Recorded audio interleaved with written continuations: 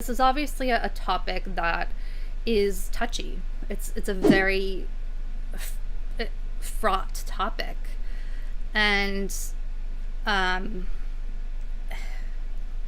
there are a lot of opinions of what should be done. You know, a lot of, even among the left, a lot of opinions about BDS and so on. But when it comes to what's happening right now, I believe that there's only one opinion that is correct, and the only correct opinion is no. You should not be forcibly making people move out of their houses and trying to kill them. So what I'm referring to is Israel trying to move, Palestinians out of these houses, and I'll get more into the specifics, but this is the broad picture. And then Palestine reacting to that, and then Israel reacting in a way that is killing many civilians at this point and killing children, and it's being condemned widely, except for some usual suspects. So let's take a look at what is happening in this moment. I'm going to start with the UN. So the United Nations has called for this to stop. Stop evictions in East Jerusalem neighborhood immediately. United Nations Rights Office urges Israel. The UN's Human Rights Office on Friday called on Israel to immediately halt all forced evictions, including those in the Sheikh Jarrah neighborhood of East Jerusalem, as well as to exercise maximum restraint in the use of force while ensuring safety and security there. And again, this was from the 7th of May, so there has been a lot that's happened since then. Keep that in mind. I'm just reading this one for some background. 8 Palestinian refugee families residing in Sheikh Jarrah are facing forced eviction due to a legal challenge by the Nahalat Shaman settler organization, with the risk imminent for 4 of the families, according to the office. OHCHR spokesperson Rupert Colville said that the evictions, if ordered and implemented, would violate Israel's obligations under international law. Given the disturbing scenes in Sheikh Jarrah over the past few days, we wish to emphasize that East Jerusalem remains part of the occupied Palestinian territory, in which international humanitarian law applies. The occupying power must respect and cannot confiscate private property in occupied territory, and must respect, unless absolutely prevented, the laws in force in the country. He went on to note that Israel cannot impose its own set of laws in occupied territory, including East Jerusalem, to evict Palestinians from their homes. I want to emphasize that this is about evicting Palestinians from their homes. So imagine someone's trying to evict you from your home and claim, no, you can't have that home. I'm going to claim that as my own. And that's what's happening here. They're saying, Israel's saying, you can't have that. That's ours. We decided that that's ours. That's what's happening.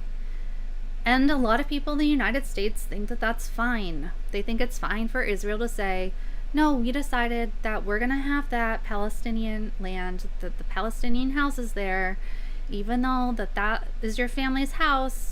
We're having that. Sorry.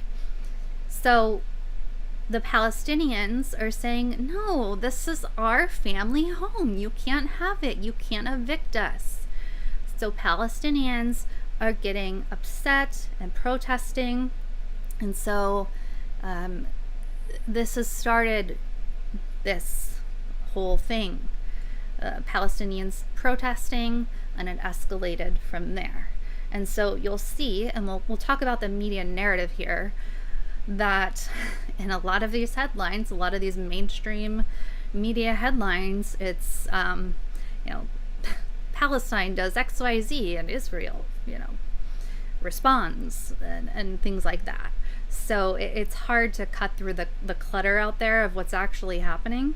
And that's something that's so important, is to get to the heart of what happened and what is happening.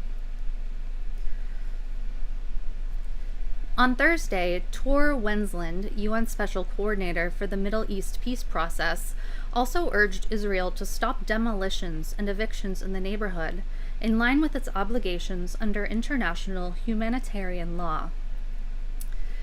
Let's see.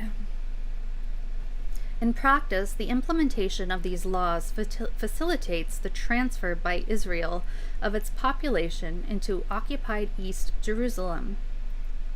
The transfer of parts of an occupying power's civilian population into the territory that it occupies is prohibited under international humanitarian law and may amount to a war crime, he added. Violation of a right to adequate housing. The OHCHR spokesperson also said that forced evictions could violate the rights to adequate housing and to privacy and other human rights of those who are evicted. Forced evictions are a key factor in creating a coercive environment that may lead to forcible transfer, which is prohibited by the Fourth Geneva Convention and is a grave breach of the convention. Mr. Colville also called on Israel to respect freedom of expression and assembly, including of those who are protesting against the evictions, and to exercise maximum restraint in the use of force while ensuring safety and security in East Jerusalem. The Ummah Welfare Trust says this is what is being dropped on the heads of Gaza's children in a week when they were excitedly preparing for Eid.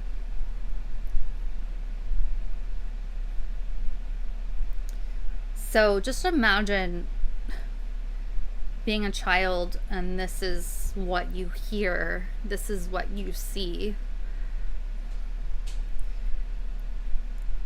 It's just devastating and heartbreaking. The moment of a home was bombed in Gaza by occupation warplanes. I can't speak.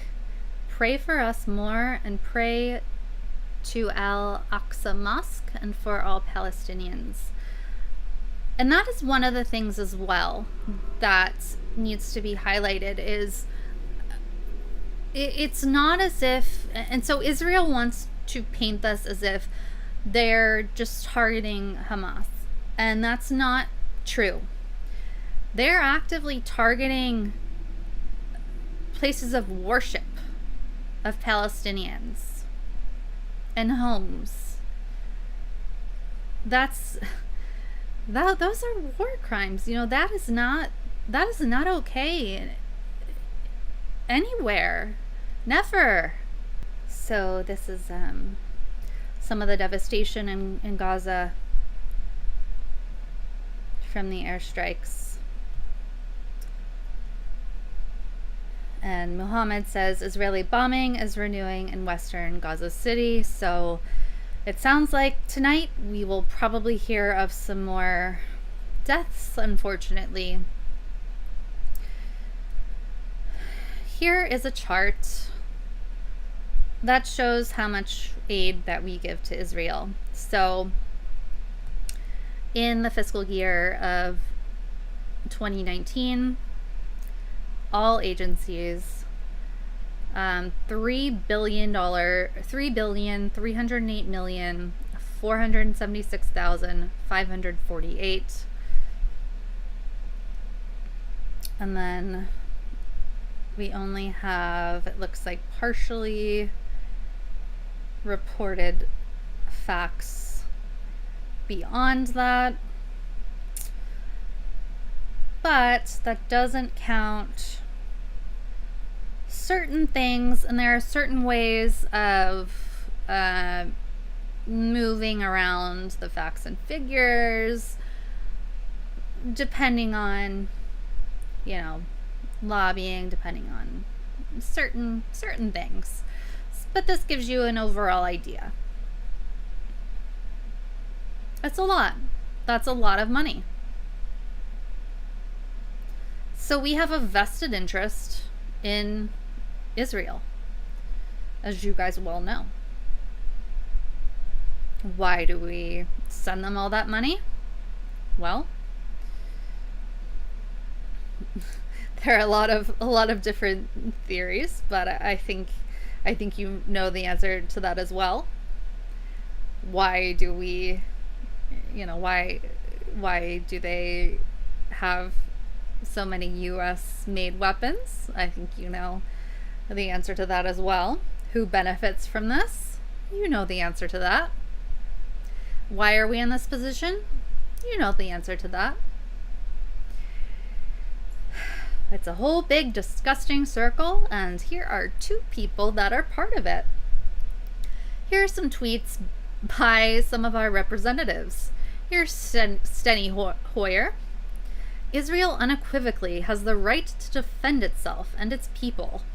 I condemn today's unjustifiable attacks by Hamas against innocent civilians. Israelis and Palestinians both deserve a future of peace and security, and I hope both sides take positive steps to promote that end. That is propaganda, and it's so transparently so